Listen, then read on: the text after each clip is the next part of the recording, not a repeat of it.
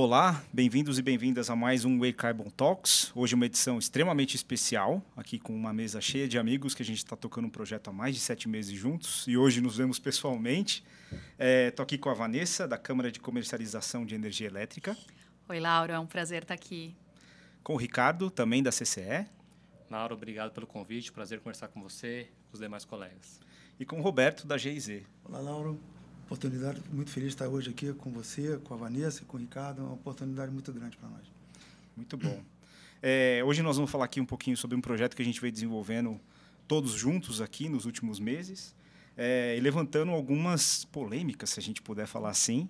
E aí eu queria começar a abrir esse podcast, essa conversa aqui, com uma pergunta bem simples para vocês da CCE. A CCE vai emitir REC? Dá um pouquinho de contexto para a gente, de onde surgiu esse assunto. Não, Laura, a CCE não vai emitir REC. Essa preocupação ela aconteceu lá atrás, quando esse assunto de RECs, né? E falando agora para quem não está familiarizado com o termo RECs, RECs é a sigla para Renewable Energy Certificates, né? A sigla em inglês para Certificados de Energia Renovável. E quando esse tema surgiu na CCE, alguns participantes de mercado tiveram, né, essa preocupação, né, e esse questionamento. Pô, o que a CCE vai fazer com os RECs? A CCE vai emitir RECs? E não é o caso, né? A gente está entrando nesse mercado de RECs, inclusive como foi citado numa lei lá atrás, a Lei 14.120, que fala de benefícios ambientais no setor elétrico. A CCE está entrando nesse mercado muito mais para organizar, para trazer confiança, credibilidade, transparência. Então, a gente está atuando nesse sentido, para evitar a dupla contagem desses atributos de energia elétrica, mas não para emitir os RECs propriamente dito, até porque a gente já tem bastante participante no mercado que faz isso, né? Participantes privados que estão atuando nessa área, inclusive aqueles que são agentes da CCE. Então, não faria sentido a gente estar fazendo a emissão dos RECs em si. Eu complementaria a Vanessa colocando que a CCE, para quem não conhece, que é a Câmara de Comercialização de Energia Elétrica, responsável por contabilizar e operar todo o mercado, todo o setor elétrico brasileiro, ela existe para desenvolver o setor de energia no país. E com esse foco de desenvolvimento, é muito melhor ela apoiar os emissores já existentes do que querer criar mais um instrumento como esse. Então, por isso, complementando com a Vanessa colocou, o objetivo da Câmara é apoiar, desenvolver e trazer mais credibilidade e não fazer a emissão que já existem empresas que fazem. Muito bom. É bom esclarecer essas questões. Saiu recentemente a regulação, né? Pelo menos a política sobre essa questão de hidrogênio. E a CCE tem um trabalho grande na questão de certificação de hidrogênio. Eu queria que vocês comentassem um pouquinho sobre essa agenda também. Sim, a CCE, desde 2021, ela trabalha com essa agenda, onde ela também, com o objetivo de desenvolver mercados, começou a visualizar uma grande demanda, uma grande oportunidade para o Brasil de produzir o hidrogênio aqui, tanto para descarbonizar o próprio país, como inclusive para contribuir com alguns países que pretendem se descarbonizar e que não têm a diversidade e a quantidade de recurso energético renovável que o Brasil tem. Então, nesse sentido, a CCE ela criou uma certificação atendendo padrões internacionais para quem gostaria, né, de produzir e atender um mercado internacional. E, mais recentemente, foi sancionada a lei, o Marco Legal do Hidrogênio no Brasil, que está, ao longo aí de agosto de 2024, em regulamentação.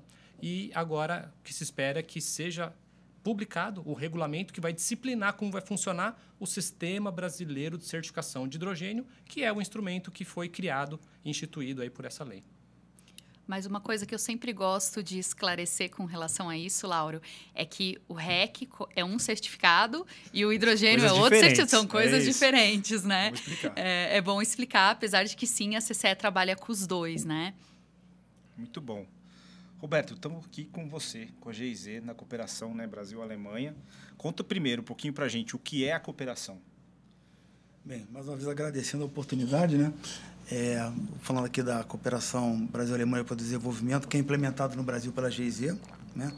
Bem, então, fazendo uma ordem cronológica aqui dos fatos, o Brasil e a Alemanha têm um acordo básico de cooperação que foi criado em 1998, tá?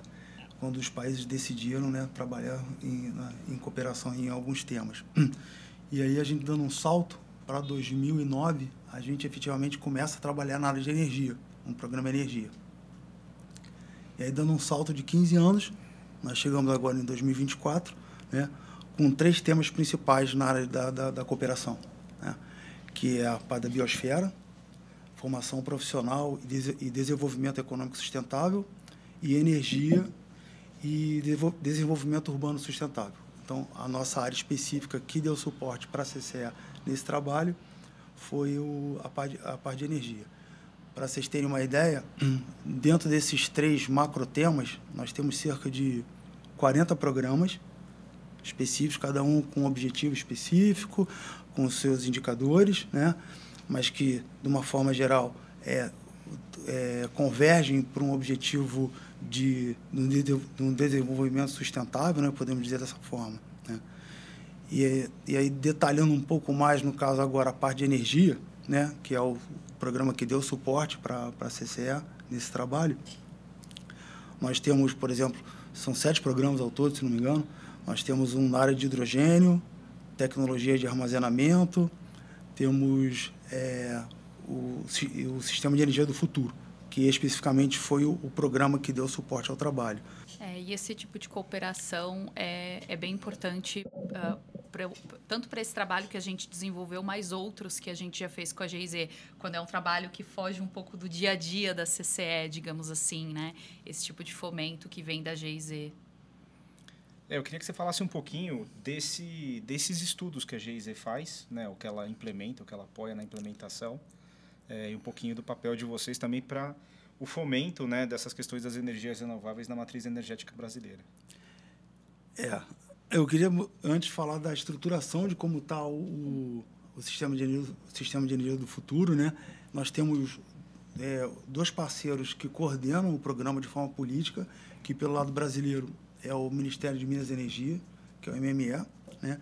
E pelo lado alemão, que é o ministério que aporta os recursos para que as atividades sejam executadas, é o BMZ, que é o Ministério de Cooperação Financeira e Desenvolvimento. Então, esses são os 2 parceiros políticos, vamos dizer assim, né, que fazem a coordenação de todo o programa Sistema de Energia do Futuro. E aí, descendo um pouquinho mais, aí nós temos os parceiros executores, né, que são a Empresa de Pesquisa Energética, a EPE, o Operador Nacional do Sistema, o ONS, a ANEEL, a Agência Reguladora, o CEPEL e a CCE, que está aqui com a gente, né? Então, o objetivo desse programa é a integração, aumento, né, a integração das fontes renováveis, né, na matriz, tanto na forma centralizada como na forma distribuída, e a eficiência energética. Então, ou seja, o foco do nosso trabalho desse programa especificamente é esse. E chegando até onde o momento aqui que a gente teve a oportunidade de trabalhar com a CCE, né, acho que foi em 2022, se não me engano, 2023, a CCE teve uma demanda junto com a cooperação, né, de forma que desenvolveu um trabalho na área de RECs, inicialmente, e depois de mercado de carbono, né, que nós estamos hoje, acho que, finalizando o trabalho. E só para informar também, que eu acho que é importante, né, que toda essa parte da execução dos trabalhos, pelo lado alemão, é feito pela GIZ, que é uma empresa pública do governo alemão. E aí, com esse trabalho todo que vocês estão fazendo, todas essas articulações, eu queria que você contasse um pouquinho sobre como que esses estudos, né, que vocês fomentam, que vocês ajudam, têm colaborado com a matriz energética renovável no Brasil. Bem, voltando para o Sistema de Energia do Futuro, né, que é o programa que a gente trabalha, que deu suporte à CCE, e com os parceiros que nós temos, né, EPE, ONS, a ANEEL, ou seja, nós desenvolvemos uma série de atividades sob demanda dos parceiros, né, tanto na área de identificação de potencial, de fontes renováveis, mas, principalmente eólica e solar, na parte de regulação também, de regramento, né, junto com a ANEEL, na área de pesquisas também tem disseminação de projetos pilotos, que a gente trabalha também junto com o CEPEL e na própria disseminação desses projetos. Também temos trabalhos na área de micro e mini geração, né, que é uma área que está crescendo muito no Brasil, né? Então, todo esse contexto, né, desses trabalhos são realizados, né, eles fomentam, né, a descarbonização do sistema, porque estão sempre incentivando, no caso, a integração cada vez maior das fontes renováveis na matriz, né? E no caso do mercado de carbono de RECs também, a gente entende que são ativos ambientais, vamos dizer, né, que podem fomentar, né, que fomentam, sem dúvida, a integração dessas fontes. Ao longo desses últimos 7 meses, a gente discutiu calorosamente o tema mercado de carbono e a I-REC. E aí eu queria falar um pouquinho sobre isso e, assim, por que esse tema é tão importante? Olha, esse tema ele é bastante importante porque ele se insere dentro do contexto de descarbonização, que é um assunto que está na pauta, está na agenda de todos os países, de todos os governos, né? Isso, enfim, é um assunto que está muito na mídia. E toda empresa hoje, grande empresa, tem estratégias de mitigar o impacto das suas operações ao meio ambiente, onde as emissões de carbono são um aspecto bastante relevante. Então, dentro desse contexto, as empresas têm buscado, primeiro, fazer um mapeamento, ou que se chama tecnicamente de inventário, né, das suas emissões. E, com base nesse inventário, nesse mapeamento, elas segregam as suas emissões de carbono em tipos, sendo tantas emissões diretas, que são decorrentes efetivamente da sua operação, vamos dizer assim, dentro dos portões da empresa, né, da porta para dentro, como também ela verifica as emissões indiretas, que são emissões que ocorrem fora do limite físico da empresa, mas em decorrência dela. E aí, energia elétrica é um desses fatores. No geral, né, as empresas não geram sua energia dentro da empresa, salvo alguns casos específicos. Ela compra do sistema nacional. Agora, se alguma usina em algum lugar do país gerou, foi para atender aquela empresa. Então, se teve emissão, ela precisa se atentar a isso. E os RECs, né, os certificados de energia renovável, eles são instrumentos financeiros que correspondem ao incentivo econômico para que seja produzida uma energia limpa para atender aquela demanda do consumidor. Por esse motivo que todas as grandes empresas hoje estão preocupadas com a sua pegada de carbono, é que esse é um tema que vem crescido bastante nos últimos anos.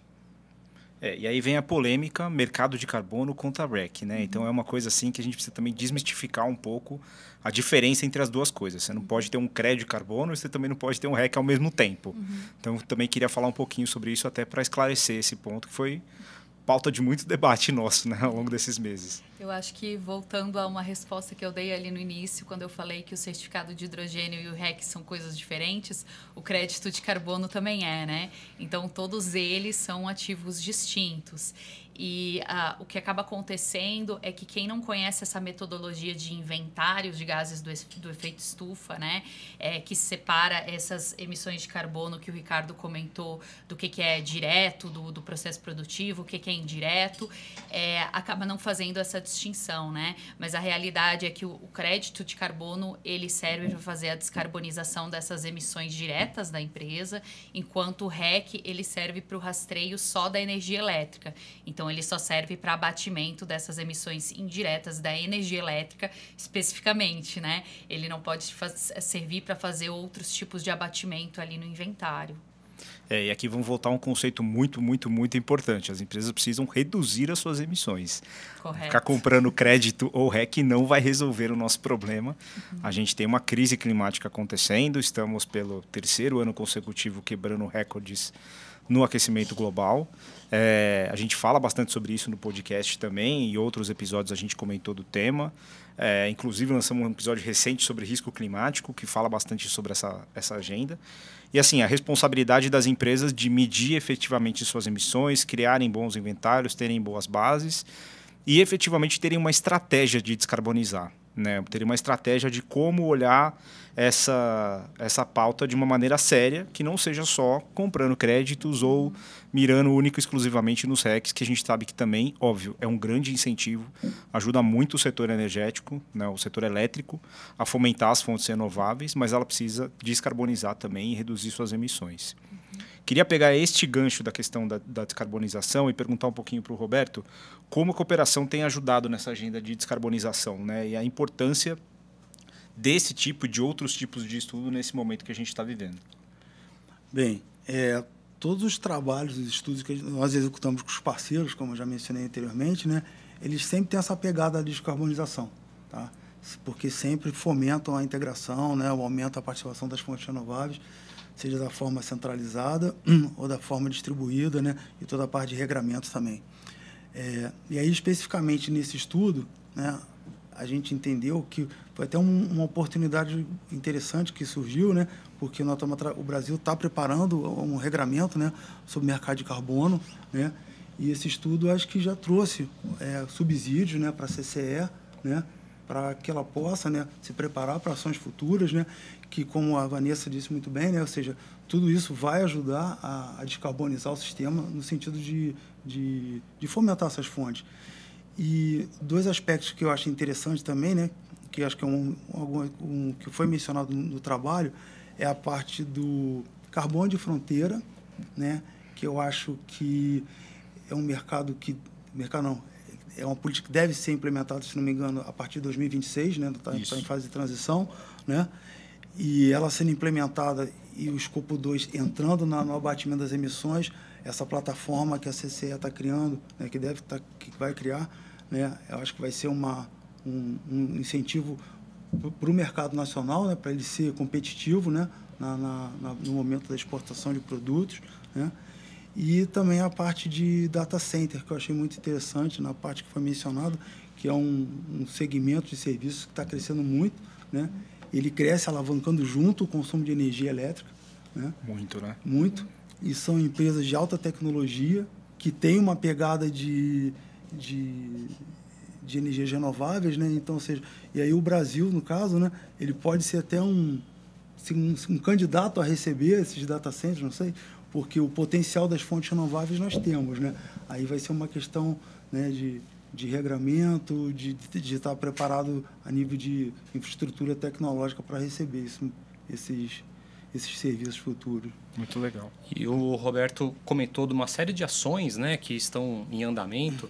E citou também desta plataforma que está sendo desenvolvida pela CCE para gerir isso, e tem um aspecto bastante relevante nesse contexto, porque o Brasil tem várias iniciativas buscando descarbonizar a sua matriz, e a energia elétrica, que no Brasil é super renovável, né? Em 2023, 93% de toda a energia elétrica gerada foi renovável, ela é um motor, um alavancador para essa descarbonização. Então, por exemplo, o programa Mover, né, que incentiva aí a redução de emissões do transporte do país. Então, tem incentivo a veículos elétricos. O Ministério do Desenvolvimento do Comércio lançou o Selo Verde Brasil, que também tem o objetivo de levar o atributo ambiental de produtos nacionais que são exportados com essa chancela. A própria certificação de hidrogênio, que estamos há pouco. Todos esses ativos que levam esse atributo ambiental, eles têm como origem uma energia elétrica limpa. E se nós não tomarmos cuidado, podemos cair num descrédito, que é eu ter dois ativos distintos se apropriando do mesmo atributo ambiental, da mesma energia elétrica gerada.